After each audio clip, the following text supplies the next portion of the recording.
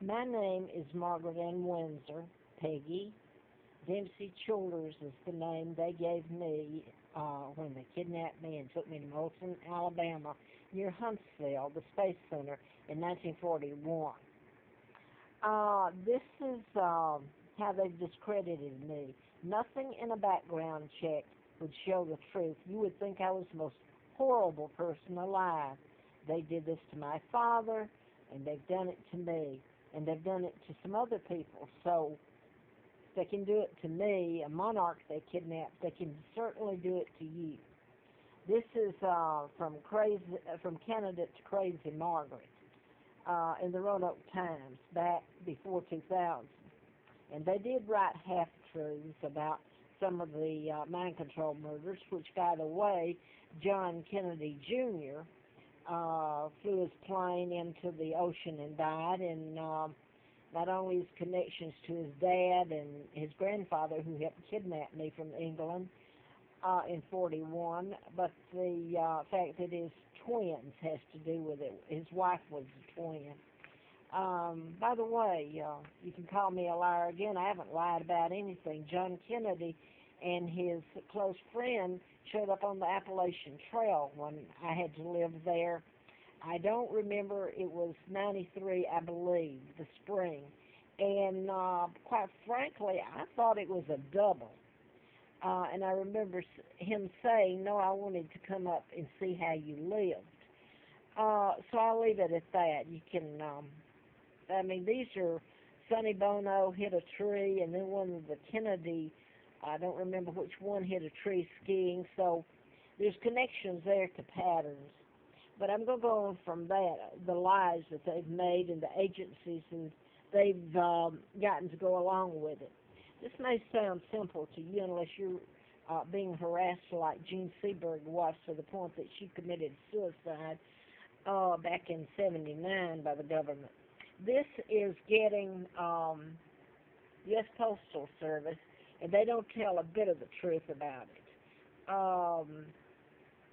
Over the years, a long time, I've kept the postal in Troutville as a way to have a kind of a residence, a place to get my mail and keep something together, you know.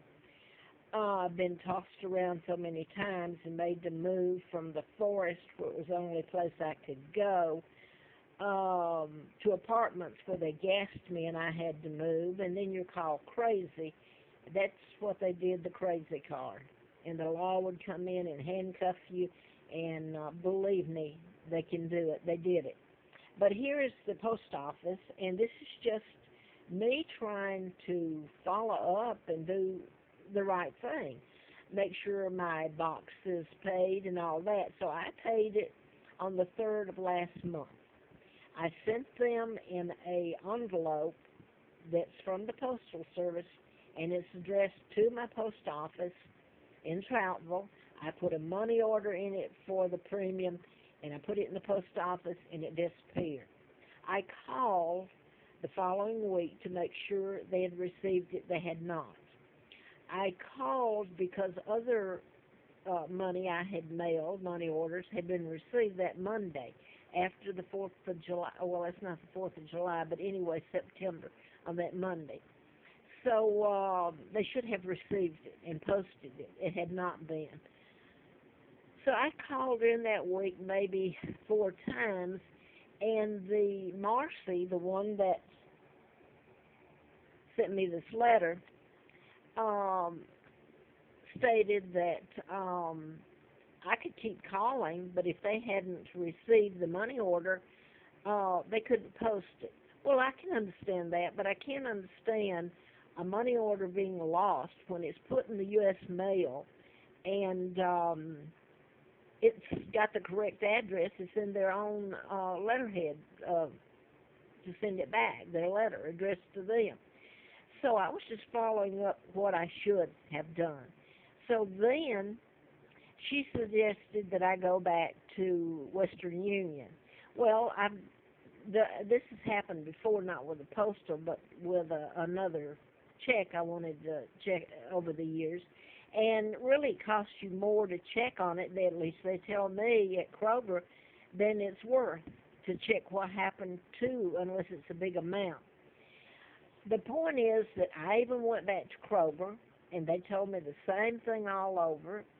So I get past the buck running around. I can hardly walk. I have to beg for somebody to take me places with no money. And if I have no money, I'm in the rescue mission, and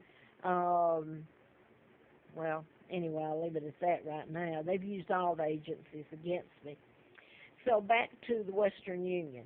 I got the same person to take me back out the following Saturday, and I had bought another Western Union, and I paid it there at the postal in Troutville to Marcy, this person that just wrote me the letter. So she says, well, we haven't received it, so I'll post this. And I said, well, if the other one payment does show up, what will happen to it? She says, well, we'll put it in the post office box. Well, it's addressed to the U.S. Postal, so there presents another object which seems trivial to other people unless you get into what's really being done to me. It's enough to kill you. So at the same time, I picked up my mail about once a month out there, and I picked it up at the same time, and lo and behold, there was a catalog mailed to a gentleman in his post office box. Mine is $6.91. I'll go ahead and say it. His was $5.91, but it was in my box. So I wrote a letter back to her when I got home and made her aware of it, and I tried to call her, and all I'm getting then is they're rude. Plain rude, and I stopped because I only called about twice about it, and so here is the response. Rather than being nice and trying to find out, and remember what I've just said, I had gone, and I'm limited on how I can go. Here's what came in the mail from her yesterday. It states on it, sounds nice unless all of this, unless you see behind what's going on behind the scenes. She says, it's our policy to deliver the mail as it is addressed to your mail, and your mail should be no exception. While in most cases, mishandling of the mail is certainly unintentional, we work very hard to eliminate such mistakes when brought to our attention. Should you receive misdelivered mail in the future, please return it to the postmaster so we can expedite delivery to the proper addressee. Well, I did. When I got home, I called the man it was addressed to, so he could have picked it up for me. You put it back in the boxes, it's going to get back to him. I can't run out to Troutville. And these people know it.